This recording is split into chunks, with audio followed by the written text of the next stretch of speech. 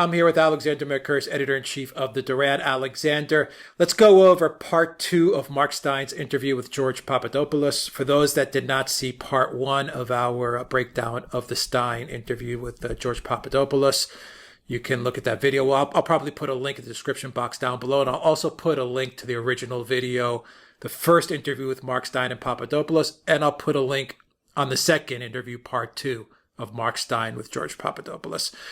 Alexander, I think part 2 was, if not a worthy follow-up, maybe even better than part 1, because part 2 came up with, a couple of revelations that I was just like, holy crap. They really targeted this guy really hard. Just outright trying to set him up, all the way from planting, this hot Turkish babe to try to seduce him, to get him to sleep with him at this hotel. I forgot the Connaught Hotel. Right. Can I just say that is one of the great palace hotels of England. It's one of the most exclusive hotels in central London, in Mayfair. It's a Victorian hotel. It's alongside Claridge's, one of the hotels where heads of state get put up. I think you said next to the US Embassy too, correct? Very, very close to the former US Embassy in Grosvenor Square. So it's in the middle of London's clubland, its most exclusive district, very near to the US Embassy, very, very near to where the most expensive shops and restaurants and all of that is. And it used to be the aristocratic quarter of London, Mayfair. So they tried to get this Turkish spy. Papadopoulos thinks she was a CIA agent. Yeah. They tried to get her to seduce him. And then you had the revelation that they tried to plant, $10,000 marked bills on Papadopoulos to try to get him there. So, my summary, and then you could break all of this down, is, these spies, these intelligence agencies, the CIA, the MI6, the Italian intelligence agencies, these guys are vicious. They will do whatever it takes to try and set you up and to try and get dirt on you or manufacture dirt on you. Alexander, go into this part 2 of the Mark Steyn interview with Papadopoulos. First of all, you're absolutely right. They are extraordinary stories. This part of it really did read in parts like something straight out of a thriller. We got something of that in part 1, but part 2 just tipped over totally into that world.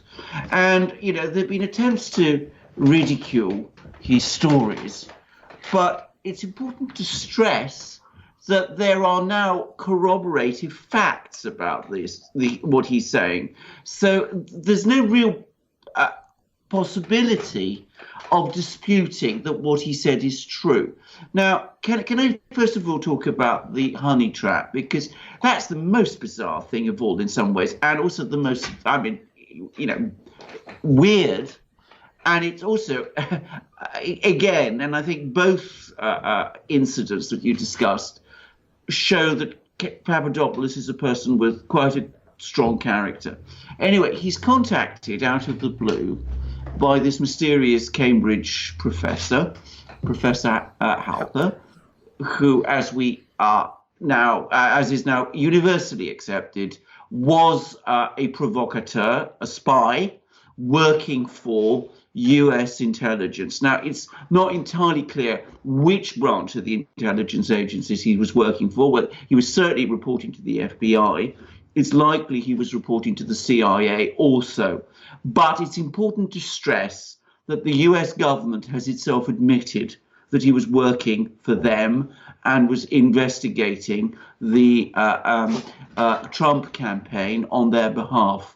The FBI incredibly refers to him as an informer. He was not an informer. He was a provocateur and a spy, and a paid one. Anyway, very well paid. This man, very well paid. Now, this man contacts Papadopoulos out of the blue tells Papadopoulos, I'm very interested in all your work in Cyprus, with Israel, all these things with the energy, the energy developments in the Eastern Mediterranean. We've recently done a video on this and explained why it's actually an important subject and a sensitive subject. But he says, I'm very interested in all of this. Can you meet my researcher? And now, Halper was a professor at Cambridge, correct? Cambridge University. So we talked about. Is this common, Alexander, to have spies working at Cambridge? I mean, is this yes. common practice? Yes, it is actually. I mean, I'm sorry to say this, but certain of the very top universities, Oxford and Cambridge, and some of the big colleges in London, have historically been places where spies can be based. Now, the purpose of those spies is not so much to carry out intelligence there; it's to recruit. They recruit amongst the student community people who they may consider are the sort of people who might be attractive and make good spies. That's the usual post. I actually know a person who was approached whilst I was a student at London University by an academic at London University and was offered a job in MI6, which he turned down. So it's not that unusual. But can I just say that everything else about this is unusual. And it's important to say also that Halper contacting Papadopoulos in this way, Papadopoulos, who wouldn't have known very much about Halper, would have immediately seen this person was contacting him from Cambridge University, which is Britain's top university and is one of the top universities in the world. So that would have made him think that this is a real, solid person, a genuine scholar, a genuine academic, somebody that I can rely on, have a proper conversation with. So he goes to meet this person that Halper sends to meet him at the Connaught Hotel in Mayfair. And the person who turns up is a stunning blonde. Now, this woman, Miss Turk, and Papadopoulos was suspicious about that because his policies in this part of the world, in Cyprus, over the energy projects are anti-Turkish. And again, if people want to understand that, they should look at the video we've just done on this subject. But he was surprised that a Turkish person would be interested in this subject and would be wanting to speak with him and meet with him to discuss it in that way. And what he discovers is that this extremely attractive woman is in fact not actually there to discuss anything about energy projects in Cyprus, but she is straightforwardly tries to seduce him. And as Mark Steyn pointed out, seduce him in the bar, in the hotel bar, and then they would have whizzed off upstairs to one of the rooms, and there would have been no doubt a day or night of passion, during which he would have blurted out all kinds of revelations, and those would have been recorded. And then, of course, that would have been another exposure of what was supposedly the great plot, the Russiagate plot that was supposed to be going on. And very importantly and very interestingly, Papadopoulos was immediately suspicious. He already had his own girlfriend, who became eventually his wife. So he was not interested in this woman sexually, and resisted her attempts to seduce him. And most important of all, when she started talking about Russia, he seems to have become even more suspicious. It is important to say that the US authorities have now admitted that this attractive woman whom Papadopoulos met in the Connaught Hotel was acting for the US intelligence agencies. So there's no dispute about this anymore. She too was an informer. So this was clearly a honey trap operation of some kind. Yeah, Papadopoulos made it a point. Mark Steyn pressed it to him. He said, "Do you know any Russians? Do you have any contacts with Russians?" You know, as he was having this conversation with the Azra Turk, I believe was her name, this this That's right. honeypot girl Except that was that's not. Except it's important to say that's not her real name. Right. And it's far from clear that she's Turkish. And we don't really know very much about her identity. Papadopoulos speculates that she was the agent, not of the not that she wasn't American. Apparently she didn't speak English very well, but that she was an agent working for some other intelligence agency allied to the United States. And this is an important point which we're going to come back to, because he said an awful lot more things about this. But to carry on with your... Just to get to the point that Mark Steyn was pressing Papadopoulos to try to make sure that, do you know any Russians? Do you have any contacts with Russians? And Papadopoulos was very clear. He said 0. He has 0 contacts with Russians. And that's when he got suspicious, because, this Azra Turk lady kept on talking about Russia, Trump. And Papadopoulos, I'm sure, was sitting there saying, what do I have to do with Russia? I mean, I thought I was in London to deal with Israel, Cyprus, and energy. Yeah, exactly.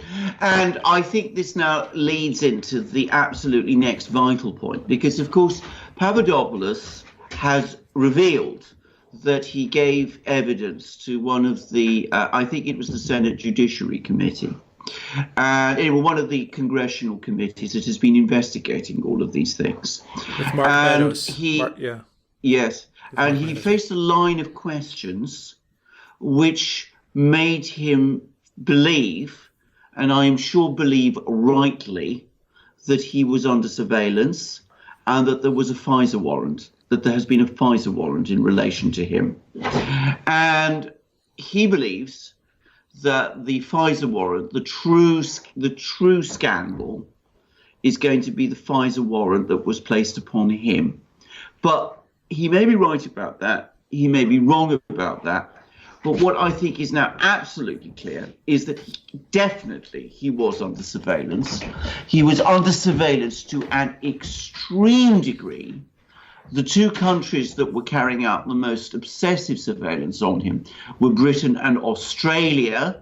And he has pointed out that it was the British and the Australians who apparently objected to Donald Trump's earlier decision to declassify the FISA information. But whether he's right about the FISA warrant or not, there is no doubt at all that he was being placed under surveillance by multiple intelligence agencies, but clearly this was all originating from the United States. It's huge. It's absolutely huge. And Papadopoulos also revealed that he was called to testify to this committee, and 3 other people were called in to testify during that same time period. And those people were Comey, Lynch, and I believe he said Clapper or Brennan. I'm not sure which Clapper. One. I think Clapper. Whichever it was. I think it was Clapper. And so right away I said, what the hell does Papadopoulos have to do with Lynch, Comey, and Clapper? To lump all those people together to testify to this committee to me was just a huge revelation. Absolutely. And then wasn't the fact that Theresa May actually personally called Donald Trump about declassifying that information, doesn't that confirm Papadopoulos' story that it was the UK and Australian intelligence? And I think Papadopoulos even said the word, actually I'm positive he said these words, that the UK and Australian intelligence were behind a soft coup of the elected president of the United States. Yes, he did say it. And in fact, he's also said that, I haven't seen it, but he says that he's seen the fact that it was the UK and Australia that were involved and which lobbied Donald Trump, the president of the United States, not to declassify the FISA information, that it was in fact the UK and Australia, that apparently has been reported in public, that it's been admitted in public places. I haven't seen it myself, but I'm sure what he says is true. So there we are. I mean, the Five Eyes are working overtime to try to frame George Papadopoulos, 28-year-old young man, former unpaid worker at the Hudson Institute, doing work in Cyprus over its energy projects, and he is now the subject of this obsessive attention. And he's even being set up, as I said, in expensive hotels. He's meeting mysterious professors like Professor Mifsud, who are telling him extraordinary stories. He's being introduced to the Australian High Commissioner, and there's attempts to seduce him with this clear operation, clear seduction operation, which was attempted at the Connaught Hotel, and it failed so spectacularly. And we'll get to this, to the other part of what they tried to do to try and really nail this guy. But I really want your quick thoughts, Alexander, before we get into the payoff of the $10,000 in Israel to Papadopoulos. I want to get your quick thoughts as to why you would think, as a lawyer, why would this committee lump Papadopoulos' testimony in with such government heavyweights? I mean, you can't get more top than Loretta Lynch and Comey and these guys. Why? What's the connection there, you think? Well, I think he's made it, and I think he's probably right. He believes that he was the subject of Pfizer's surveillance, and I think he's right. So they were asking Lynch the same questions, you think, and Comey? Absolutely. I think that the Justice Department and the FBI made a Pfizer application to survey George Papadopoulos. I'm sure they didn't just make a Pfizer application. I'm sure that there was an actual warrant and that he was surveyed. And I mean, he was surveyed probably electronically, but probably also by these other intelligence agencies operating on behalf of the US and at the request of the US. Now, it's important to say that intelligence agencies in Britain and Australia would be more likely to be working alongside the CIA than they would be working alongside the FBI, which is, more properly speaking, a counterintelligence than an intelligence organization. So if we're talking about the Five Eyes, it would be the CIA that you would expect to be the lead agency. But I'm sure that there was a Pfizer application of some kind, and that, of course, would have involved the Justice Department, and that explains Loretta Lynch, why she's being interviewed. That explains why Comey's being interviewed, and of course, if Papadopoulos was the subject of that application, which he probably was, or he thinks he was, then that would explain why he's interviewed also, and it would explain the line of questioning that made him so suspicious. Do you think guys that are behind the charge to put some transparency to this investigation, this Mueller witch hunt, guys like Devin Nunes, do you think they know this information as well? You think they got out of Loretta Lynch and Comey what they need to say, you know what, these guys, they were spying on Papadopoulos? No question. I think everybody in Congress knows it by now. I mean, let's not forget that, of course, the people in Congress, the senators and the representatives of all their various staffers, they will have been asking questions of all their contacts within the Justice Department, within the FBI, within the CIA. Even if there was an attempt to conceal the fact, somebody by now will have talked. So, of course, Devin Nunes knows. Of course, Meadows, who was apparently the person who was asking the questions that Papadopoulos was referring to, of course he knows. Of course, Grassley knows. They all know. The only question is finding a way to make it public. And that's what Barr's investigation is all about. That's why he's appointed people like John Durham, this attorney, to actually investigate it. If it happened, they know about it, and we will all learn about it very soon. Wow. Okay. So, we learned about another incident that happened to Papadopoulos, and this one's even more incredible. So he was actually paid off by what was supposedly an Israeli-American businessman in Israel. But Papadopoulos claims this guy was also a CIA spy. Get into that part of the story where he was given $10,000 of marked bills, and this was all part of a plot to get Papadopoulos the minute he arrived on U.S. soil. Yes, I think I'd like to say something here because, of course, this involved an individual called Tal, whom he met in Israel. Now, Papadopoulos didn't fully explain what the meeting with Tal was all about, but it seems to have been related to his interest in the energy fields in Cyprus, Israel, and all Yeah, that. he mentioned it was for consulting. He said that this guy Tal paid him like a Yeah, deposit, an upfront payment I for know, I know. future consulting services. Exactly, exactly. But then he paid him this ridiculous sum of money, which Right. is $10,000, which again, Cash. cash, exactly, cash. And that's of course very important. Now that is bizarre. I mean, if somebody turns up and offers you $10,000 cash up front, then of course you are suspicious.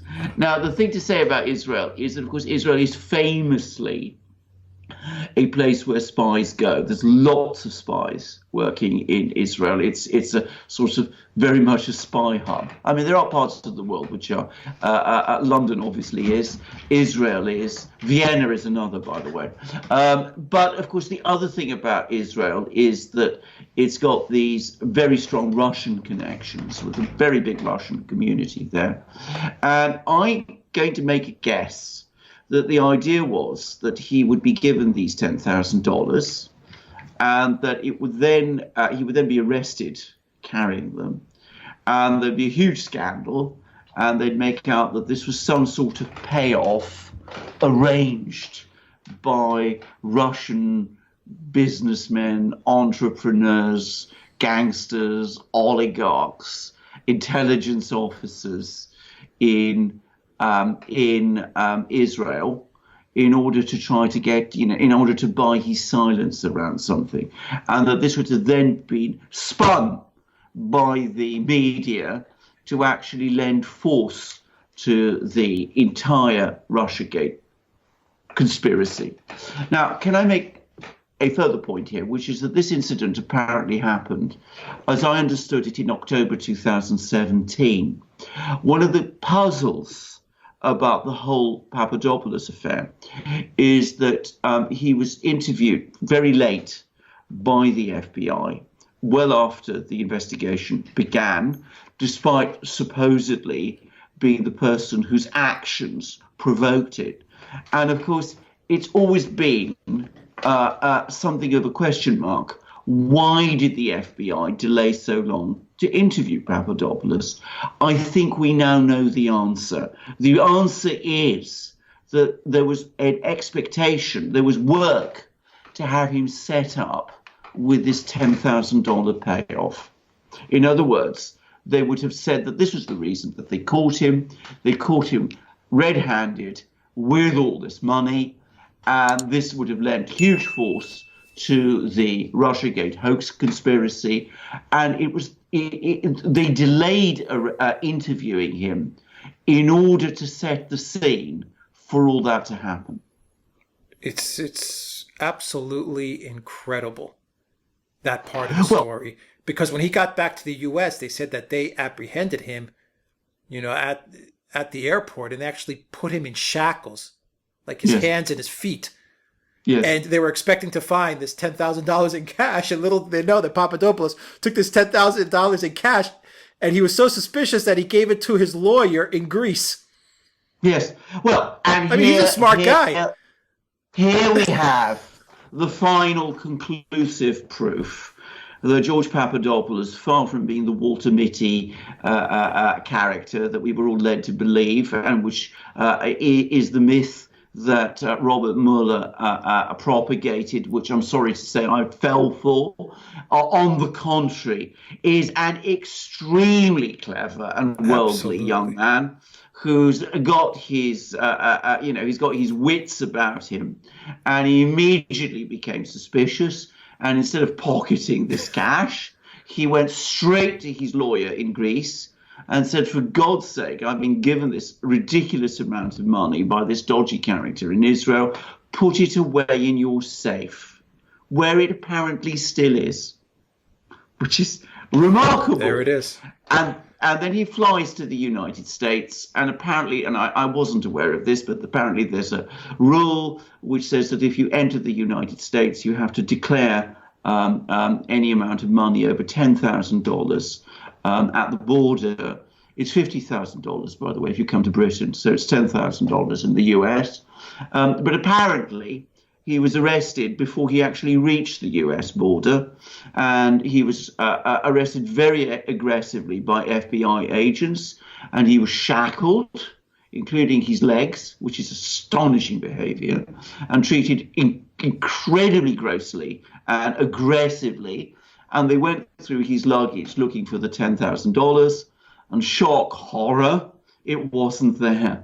Because, as I said, he outplayed them. I think this must have been, for the FBI, one of the most shatteringly disappointing moments.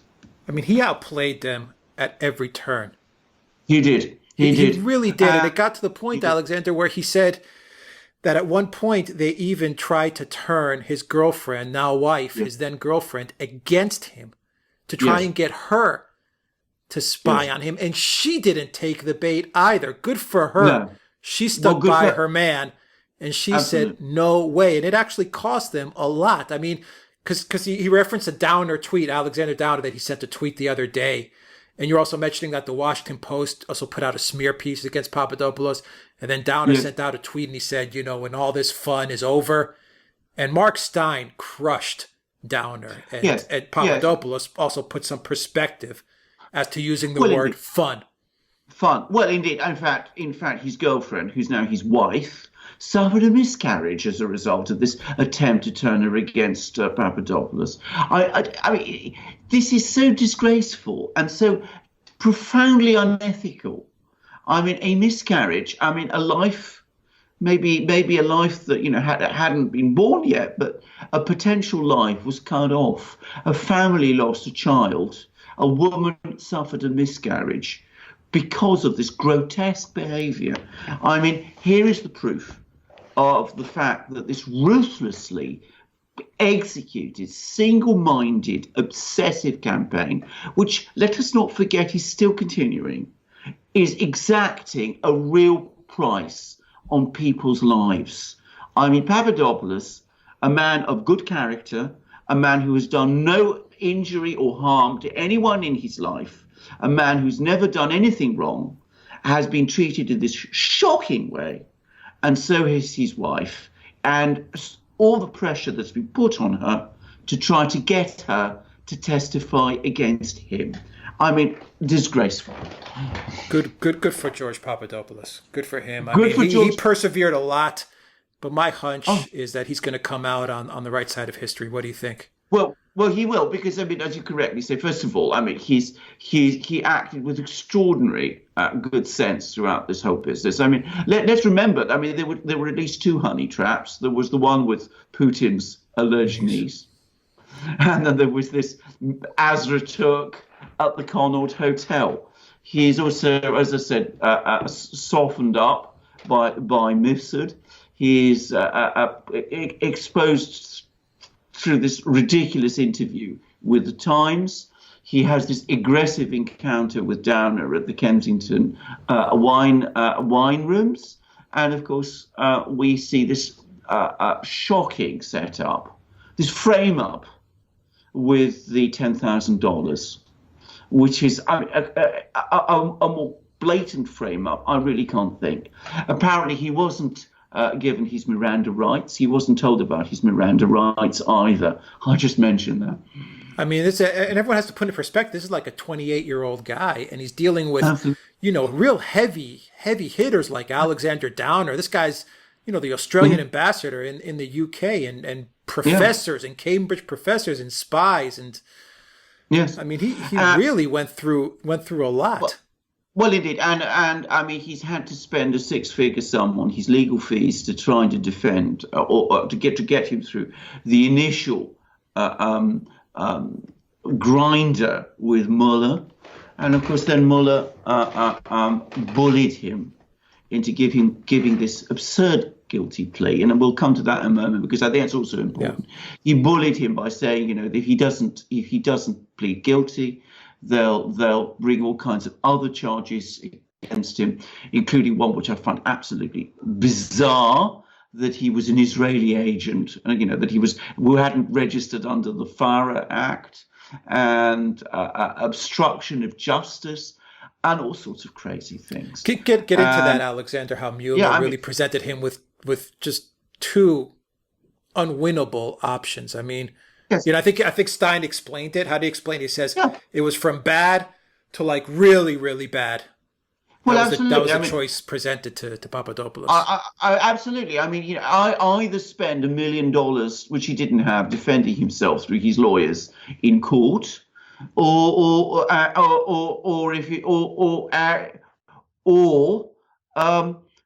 try and defend yourself with the risk that you go to prison for years, at least 5 years, possibly more, or plead guilty to this lesser charge, which the only purpose of which, by the way, the getting Papadopoulos to plead guilty, it seems to me, was to give Mueller a get-out-of-jail card and to give the FBI a get-out-of-jail card, because it was their way of excusing the absolutely terrible treatment of Papadopoulos. Because if they hadn't got that conviction out of Papadopoulos, I think he'd have been in a very, very strong position to bring a very big legal claim against them. But as I said, he was bullied and extorted into giving this guilty plea, which I am hoping, by the way, will be set aside in some form, that he will be able to bring the claim against the FBI and the Justice Department, which he should bring. Yeah, Trump, I would say that Trump owes him that. The United States of America owes him that. Well, absolutely. Let's leave Trump out of it. The United States of America owes him that. He is a patriotic American citizen. I think we need to keep that in perspective at all times. It was not a crime to support Donald Trump in the election or to be a member of Donald Trump's campaign, and he never at any point did anything wrong. Now, can I just deal with a specific point about the obstruction, which is, of course, brought up? The obstruction supposedly was that he didn't tell the truth about when he met with Mifsud, and as a result, Mifsud was able to disappear. Well, in fact, the FBI knew Mifsud's whereabouts for a whole year, so there's no question about him, not being able to find Mifsud. And as Papadopoulos says, it's actually fairly well known where Mifsud is. He's hiding somewhere in Rome, probably close to the US Embassy. And in fact, Papadopoulos says that Mifsud is probably being protected by people in the US Embassy. And he spoke rather interestingly about a conversation between Donald Trump and the Italian Prime Minister, who, let us remember, Mr. Conte is a member of the five-star Salvini coalition, very sympathetic to Donald Trump. And Papadopoulos expects that Mr. Mifsud will eventually find his way to the United States and will eventually be providing his evidence there. Let's hope so. Absolutely. I think they've got to bring Mifsud and Steele and all these guys. Downer, bring them all in. Absolutely. Absolutely. Now, I'm going to add one other point, which is a point that he made, that Papadopoulos made, which made my ears prick up, which is, of course, that the surveillance operation, the FISA warrants and the British and Australian surveillance operations, a lot of this was going on, of course, in the winter and spring and early summer of 2016. Now, the person who would have signed off on some of these things would have presumably been the Prime Minister, David Cameron, who's in charge of the intelligence services, but also probably another minister, senior minister in the British government, who was at that time the Home Secretary, who was, of course, Theresa May at that time. So, as a Briton, I find that part of his revelations very interesting also. Can we say, Alexander, to close it out, can we say without a doubt that the United Kingdom and Australia meddled in the U.S. elections. Oh, yes, they did. And I mean, again, there was this very, very interesting little point which has come out, oddly enough, from some of the things that Downer is now saying. Now, Downer insists that what Papadopoulos said to him in the Kensington wine bars is that the Russians have dirt on Hillary Clinton. The word used was dirt. Right. Supposedly, Papadopoulos never said anything about the Russians having Hillary Clinton's emails. Now, that's very interesting because, of course, first of all, Papadopoulos doesn't recall saying anything about Russia to Downer. That's the first thing to say.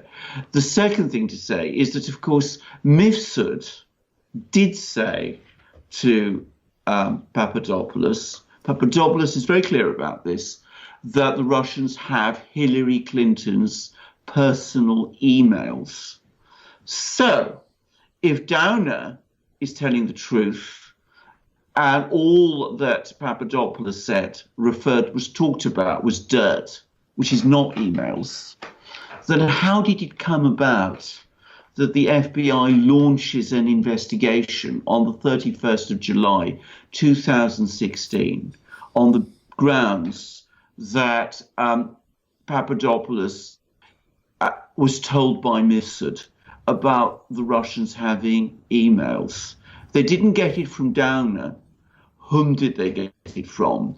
Did they get it from Mifsud? Or did they get it from the British and Australian and American spies at the hotel in Liverpool Street who were listening? Well, who did they get it from? Well, we will no doubt find out. My own guess is they got it directly from Mifsud. I mean, I'm quite sure that Mifsud was a spy of some kind, and that he was reporting to the US and to the British and the Australians on the things that he said to Papadopoulos.